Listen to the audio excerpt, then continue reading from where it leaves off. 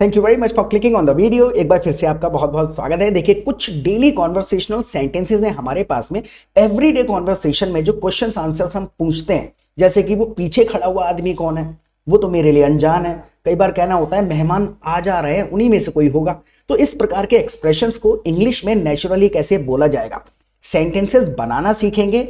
हर sentence को कम से कम 3-4 तरीके से बोलेंगे ताकि स्ट्रक्चर्स बहुत अच्छे से समझ में आ जाए।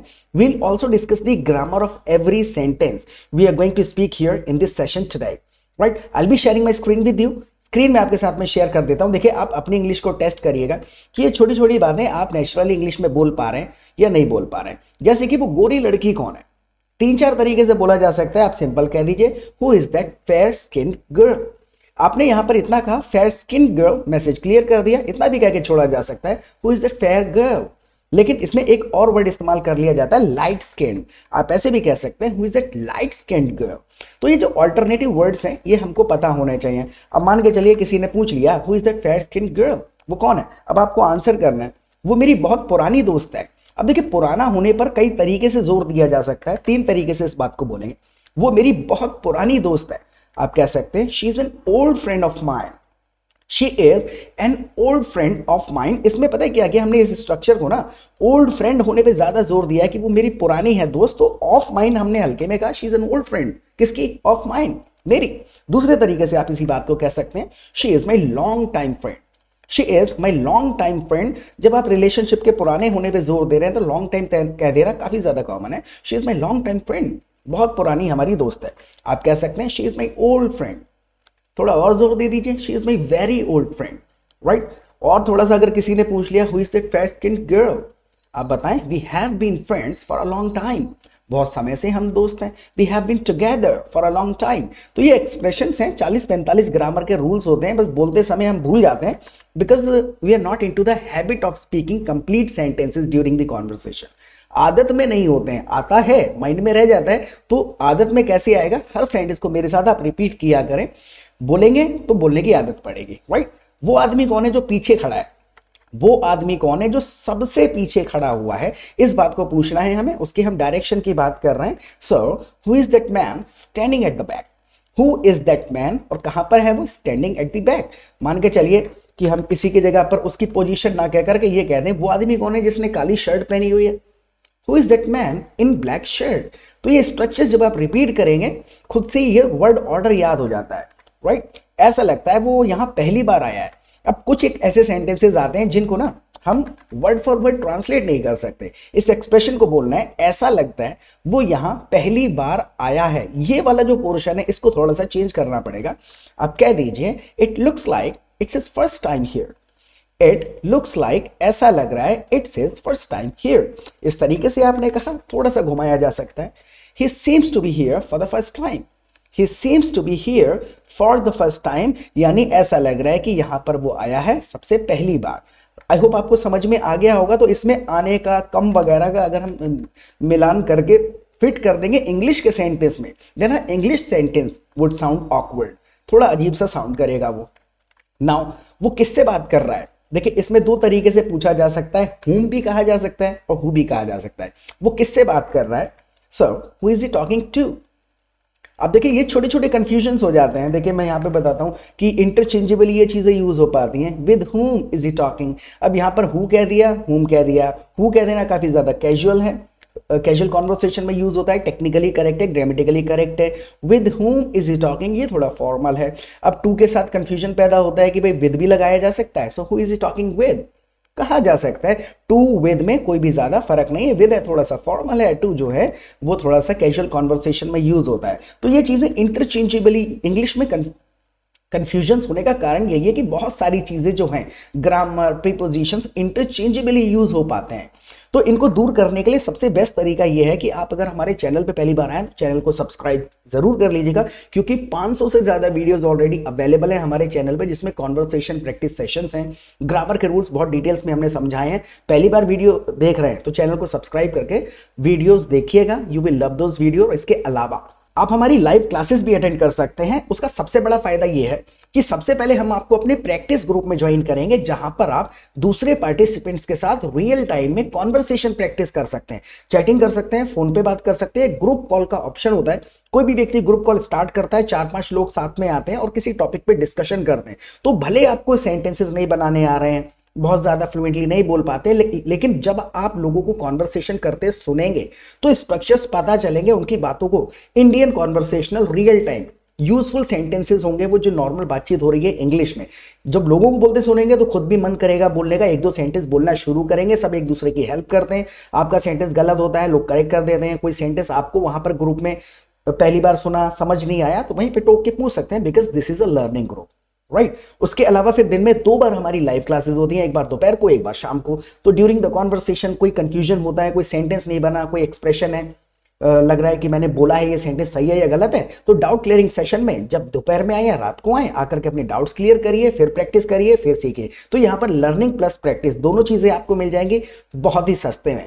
तो आप मुझे एक बार व्हाट्सएप जरूर करिएगा। देखिए, अगर आप बोलना चाहते हैं तो आपको बोलने की प्रैक्टिस करनी पड़ेगी। यहां पर आपको एक एनवायरनमेंट मिल जाएगा जहां पर आप बोल के प्रैक्टिस कर सकते हैं, लोगों की कॉन्वर्सेशन सुन सकते हैं कि लोग किस प्रकार के वर्ड्स यूज कर रहे हैं, कैसे स्ट्रक्चर करते हैं सेंटेंस को।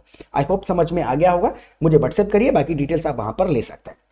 वो अपने एक दोस्त से बात कर रहा है। देखिए, हमने कहा with whom is he talking, या फिर who is he talking to, किससे बात कर रहा है? वो अपने एक दोस्त से बात कर रहा है। ड्यूरिंग द कॉन्वर्सेशन 3-4 तरीके से बना सकता है कोई व्यक्ति इस सेंटेंस को।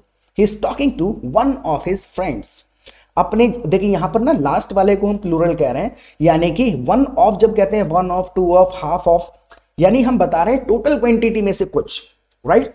1 ऑफ जब हमने कहा तो हमने ये कहा जितने हैं उनमें से एक से बात कर रहा है। So he is talking to one of his friends, इसलिए कह रहे हैं क्योंकि बहुत सारे हैं, राइट, उनमें से एक से बात कर रहा है।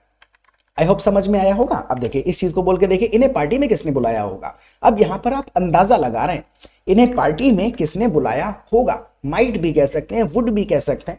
आप कहिए who might have invited them to the party.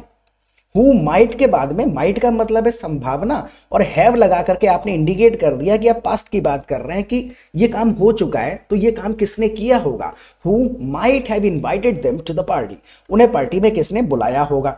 अब इसी की जगह पर थोड़ा सा ना अंदाजा लगाते समय वुड भी कह दिया जाता है, who would have invited them to the party, right. तो वुड और माइट यहां पर इंटरचेंजेबली यूज हो पा रहे हैं, लेकिन इसमें हो क्या रहा है कि उन्हें पार्टी में किसने बुलाया होगा।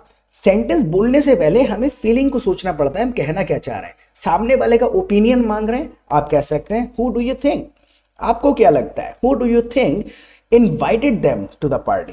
देखिए, जब हम किसी का ओपिनियन मांगते हैं, इस स्ट्रक्चर को एक बार बड़े ध्यान से समझिएगा। पहले तो आपको यही समझना है कि जब आप पूछ रहे हैं तो पूछने से पहले माइंड में क्लियर कर लें कि आप ओपिनियन मांग रहे हैं या स्ट्रेट क्वेश्चन कर रहे हैं किसी से। स्ट्रेट क्वेश्चन कौन सा होता है? What's your name, where are you going, where did you come from, why did you come here, ये स्ट्रेट क्वेश्चन है। लेकिन किसी किसी क्वेश्चंस में हम किसी का ओपिनियन मांगते हैं, आपको क्या लगता है। तो जब हम ओपिनियन मांगेंगे तो हम who do you think, what do you think, when do you think को तो क्वेश्चन के तरीके से कह देंगे, और जिस विषय में ओपिनियन मांगा जा रहा है वो बिल्कुल नेचुरल स्टेटमेंट के तरीके से बोल देते हैं, तो उसको दोबारा क्वेश्चन नहीं करेंगे। जैसे कि who do you think invited them to the party, इसी की जगह जैसे हम ये बोलें कि आपको क्या लगता है वो कब आएगा। क्वेश्चन जैसे लग रहे हैं, 2 क्वेश्चन हैं, आपको क्या लगता है वो कब आएगा, लेकिन अब मैं यहां पर ओपिनियन मांग रहा हूं आपका, तो मैंने सिंपल कह दिया व्हेन डू यू थिंक, आपको क्या लगता है, व्हेन डू यू थिंक, और आगे का portion he will come. Will he come नहीं कहूंगा, बिकॉज ओपिनियन मांग रहे हैं तो पहले वाले पोर्शन को क्वेश्चन के तरीके से बोलते हैं, अगले वाले को स्टेटमेंट कर देते हैं। So when do you think he will कम, आपको क्या लगता है उसको किसने मारा, so who do you think killed him, right. इस तरीके से ओपिनियन पूछ लिया जाता है किसी का भी। आई होप आपको इसमें थोड़ी हेल्प मिली होगी। अगर आपको ये सेशन थोड़ा बहुत भी अच्छा लग रहा है तो प्लीज लाइक बटन दबा दीजिएगा, अगर वीडियो को अभी तक लाइक नहीं किया है तो।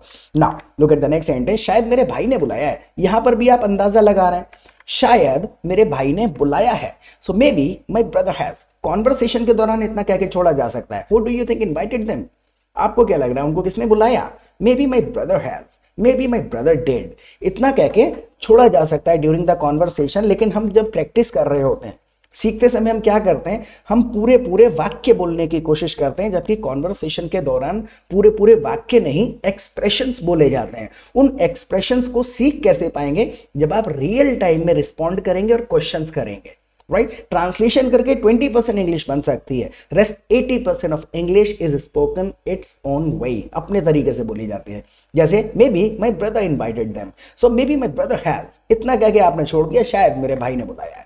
आई होप आपको समझ में आ गया होगा कि हम अटक क्यों जाते हैं, कि अक्सर हम क्या करते हैं, 80% केसेस में हम हिंदी के सारे वर्ड्स को यूज करने की कोशिश कर रहे होते हैं, जबकि वो वर्ड्स ही नहीं बोले जाएंगे उस सेंटेंस में, इंग्लिश में वो अलग तरीके से सेंटेंस बोला जाएगा, अलग तरीके से एक्सप्रेशन को एक्सप्रेस किया जाएगा, राइट। पार्टी में कौन कौन आ रहा है, अब आपको ये बोलना है पार्टी में कौन कौन आ रहा है। सो कौन कौन के लिए हु ऑल व्हाट ऑल कह देते हैं, क्या क्या व्हाट ऑल, कौन कौन who all are coming to the party.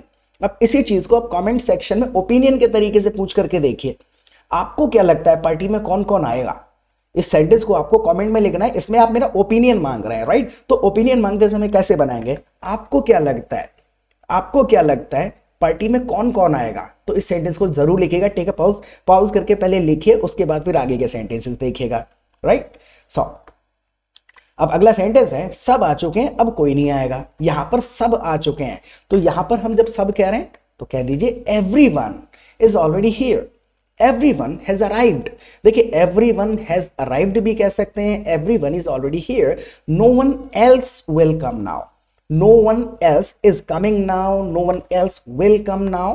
तो बिल्कुल बेसिक सा ग्रामर है, आई होप इतना समझ पा रहे होंगे इंटरचेंजेबली क्यों बोल रहे हैं हम। So everyone is already here, no one else is coming now, अब और कोई भी नहीं आएगा। नाउ क्या तुम्हें कार चलानी आती है, देखो इस बात में ना एक्चुअल में जब भी हम किसी के स्किल की बात करते हैं तो वैसे हिंदी में हम कह देते हैं सेंटेंस, क्या आपको गाड़ी चलानी आती है, हाँ मुझे ड्राइविंग आती है, मुझे ड्राइविंग आती है। तो कहा तो जा सकता है, लेकिन इसको बहुत अच्छे तरीके से बोलने का जो एक स्ट्रक्चर वर्ड है, कहेंगे do you know how to drive a car. Do you know driving भी कह देंगे, कैजुअल कॉन्वर्सेशन में एक्सेप्टेबल है।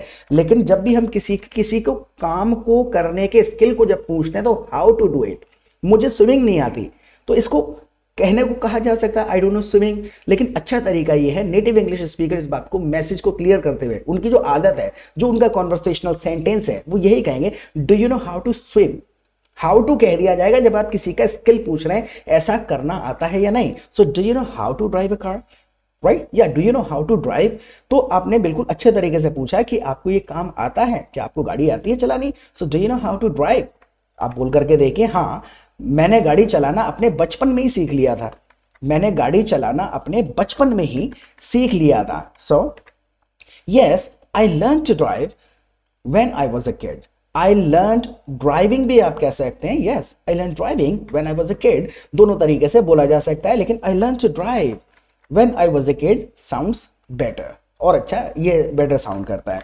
नाउ तुमने गाड़ी चलाना किससे सीखा, देखिए यहाँ पर स्ट्रेट क्वेश्चन है, थोड़ा सा घुमा करके पूछा जा रहा है। एक तो आप ऐसे कह सकते हैं who taught you how to drive, who taught you how to drive, आपको किसने सिखाया। लेकिन यहां घुमा के पूछ रहे हैं तुमने गाड़ी चलाना किससे सीखा, तो हम यहां पर कहेंगे फ्रॉम।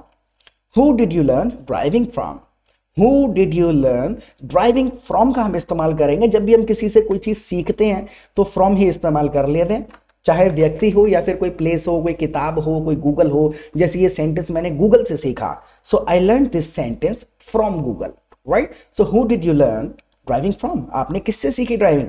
नाउ मुझे अभी भी याद है, मुझे गाड़ी चलाना मेरे चाचा जी ने सिखाया था, मुझे अभी भी अगर याद है तो आई स्टिल, राइट, अब तक कुछ है, so I still remember it was my uncle who taught me driving, it was my uncle who taught me driving, जिन्होंने मुझको ड्राइविंग सिखाई थी। So I still remember it was my uncle. अब यहां पर ये हमने सेंटेंस इस तरीके से बनाया, लेकिन ड्यूरिंग द कॉन्वर्सेशन आप ऐसे भी कह सकते थे आई still remember my uncle taught me driving, right. Now पहले मैं क्लच अचानक छोड़ देता था, अब ये देखिए अचानक जो है, इस सेंटेंस से आपको समझ में आ जाएगा मैं आपको रियल टाइम में प्रैक्टिस करने के लिए क्यों कहता हूं। एक्सप्रेशंस है, अचानक का मतलब तो सडनली है, लेकिन वो सडनली यहां पर फिट नहीं होगा, देखिए क्यों।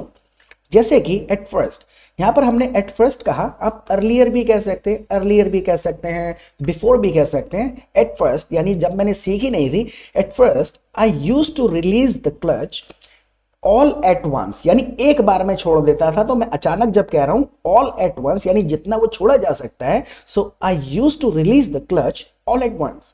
तो ये वाला अचानक आया तो सामने वाला समझेगा। अब जैसे मैं यहां पर ये कह दूं at first I used to release the clutch suddenly, तो फिर थोड़ा सा मैसेज चला जाएगा लेकिन बहुत ज्यादा अप्रोप्रिएट नहीं होगा। तो ये बिल्कुल पहले हम अगर आप सडनली भी कह देते हैं, सेंटेंस आपका ग्रामेटिकली करेक्ट है, सामने वाला समझ जाएगा। सडनली का मतलब हुआ कि अचानक से मैं चलाते चलाते अचानक से कुछ कर देता था, प्रिपेयर नहीं होता था, कर डालता था। लेकिन ऑल एट वंस जब मैंने कहा तो मैंने मैसेज को बिल्कुल क्लियर बताया कि अवस्था है क्या। तो ये बारीकियां कैसे समझ में आएंगे, जब आप दूसरे लोगों से सीखेंगे, उनके सेंटेंसेस सुनेंगे, तो कोई सडनली कहेगा, कोई ऑल ऑफ द सडन कहेगा, कोई ऑल एट वंस कहेगा, तो उनमें से फर्क समझ में आ जाता है, अच्छा किसका सेंटेंस ज्यादा बेटर साउंड कर रहा है, राइट। तो ये सारा का सारा गेम एटमॉस्फेयर का होता है।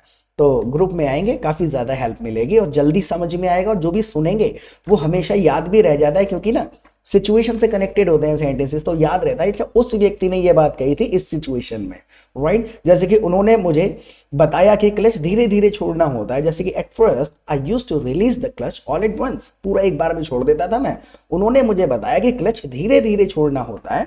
Sir he explain that the clutch needs to be released slowly, यानी कि पैसिव सेंटेंस है he told me that we should release the clutch slowly.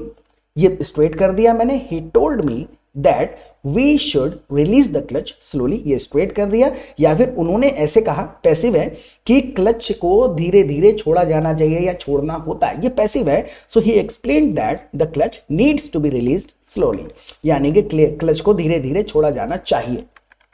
Now एक और सेंटेंस है, क्या तुम उस काली कमीज वाले बूढ़े आदमी को जानते हो। अब देखिए बूढ़ा जो है दो तरीके से आप कह सकते हैं, एक ओल्ड मैन भी कहा जा सकता है, जैसे कि do you know that old man in black shirt, do you know that old man in black shirt भी कह सकते हैं, लेकिन थोड़ा रिस्पेक्टफुली अगर हम कहें सो do you know that elderly man.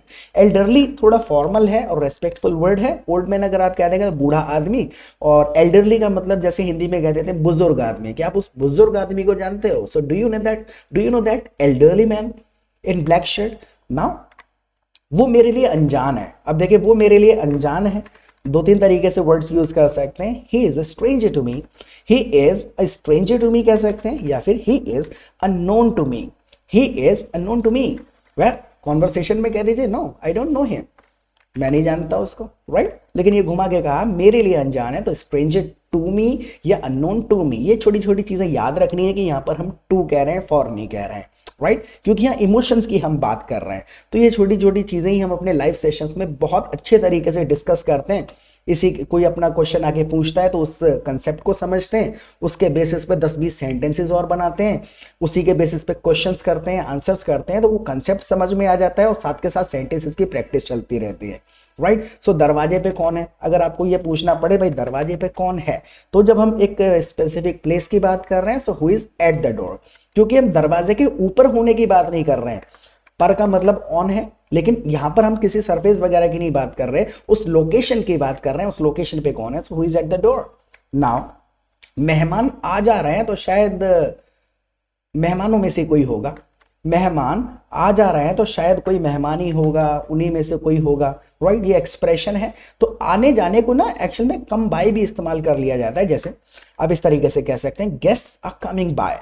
Coming by का मतलब है आ रहे हैं, रुक रहे हैं, चले जा रहे हैं, थोड़ी देर के लिए आ जा रहे हैं। So guest are coming by, it must be one of them. फिर से हमने कह दिया वन ऑफ, यानी आ तो बहुत सारे रहे हैं, अभी दरवाजे पे who is at the door, so guests are coming by, it must be one of them. अब देखिए यहाँ पर ये छोटी छोटी चीजें, इट कह दिया हमने जबकि लिविंग थिंग है, तो इट दिस लिविंग थिंग के लिए लगेगा, इट इसके लिए लगेगा, ऐसा कुछ भी नहीं है। तो स्टैंडर्ड इंग्लिश बहुत ज्यादा चेंज हो चुकी है। Now guest are coming by, it's probably a guest, probably कह दिया मुमकिन है कोई गेस्ट ही होगा, so guests are coming by, it's probably a guest, right शायद गेस्ट ही होगा। तो यहां पर अंदाजा लगा रहे हैं, right it must be a guest, must कर दिया आपने, राइट।